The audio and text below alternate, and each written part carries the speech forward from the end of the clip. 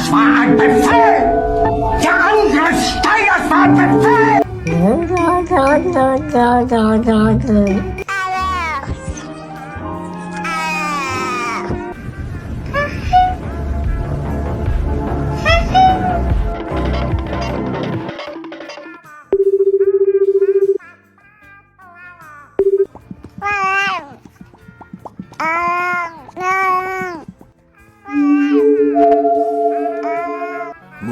Mucho más tarde.